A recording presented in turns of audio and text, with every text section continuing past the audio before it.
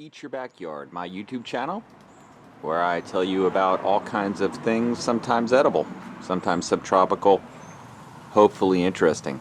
Here's a topic we can all consider if we own a house, and that is, how close do you want your backyard to be to your house? In other words, how close do you want the plants to be to your house?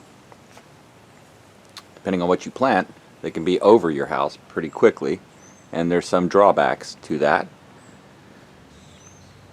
One is bugs. Superhighway bugs crawl up. They, oh look there, see, there's one already growing. They crawl in, they get onto, and then, so yeah, bugs.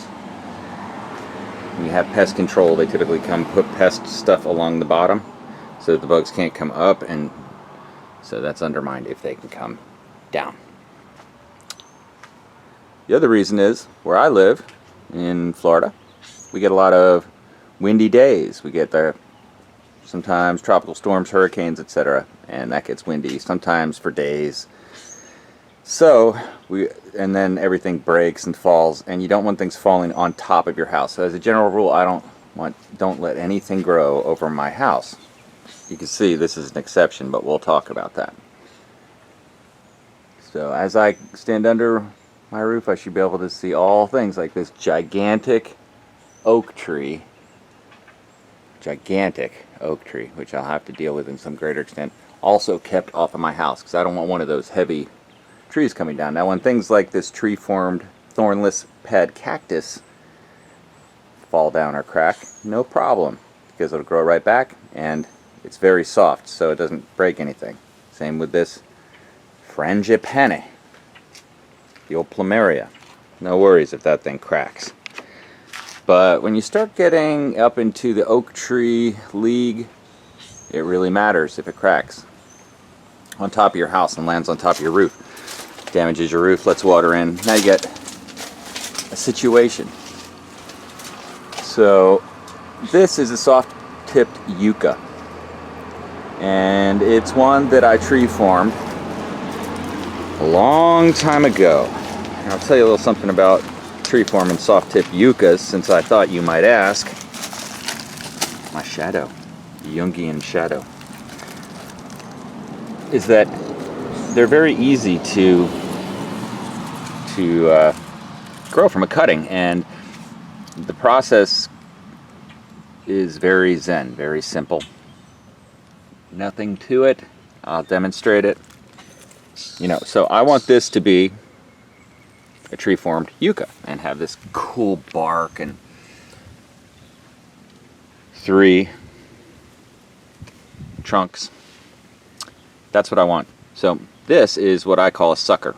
Suckers, must go.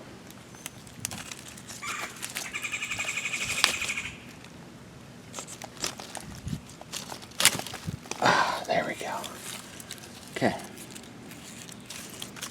Now, I'll come back and I'll just trim that flush with the tree. You see, it kind of actually weird the way it broke. It made like a hollowness in there. But anyway, I'm going to cut that so that the bottom of the cutting is just solid. You rip off the, bottom 6 or 8 leaves, maybe even less, 5 leaves. Then you plant that in dirt, and it will grow 100% of the time into that. That's my experience. Okay, so I'll save that cutting for later.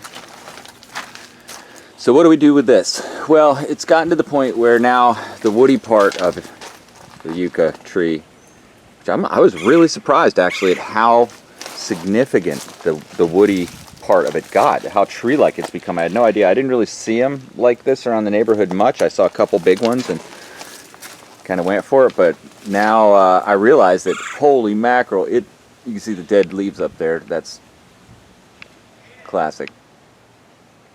The woody part of it extends way up. I mean, maybe 25 feet taller. And that's kind of a problem, because that sucker is not very strong either. They do crack in the storm, so that sucker could come down right on my roof or whatever. It's time to deal with it. And it's also growing over. It violates the rule, right? It's not completely violating it, but it's well on the way. And now one way I could do it is just to cut off the ones that lean this way and keep it and keep playing the game of letting a 20, maybe will be 30-foot tall yucca tower over my house. And then when I decide to trim it, now it's a real situation, dangerous situation. It's better to just deal with it. The truth of the situation is this thing needs a radical renewal, and that means a radical trimming. So in an upcoming video I'll do that, but in this video I just wanted to point out the plan. So what the plan is here is, because I know it needs a radical trimming, is to take it down to about 7 feet. You're out right there, almost, but yeah, just a little below roof level.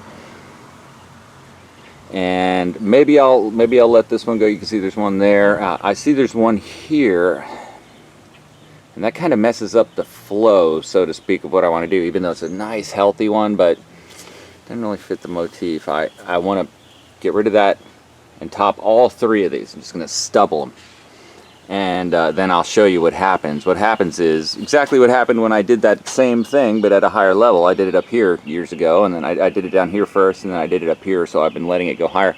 Reached the end of that. Now it's time to bring it back down, lower. And this is just a good example of when you have things in your yard, they get big, you have a big success, you have to know when to say when, and know when a situation is potentially getting out of where you want it to be. So thanks for watching Eat Your Backyard. Please subscribe to my channel, and thanks for watching.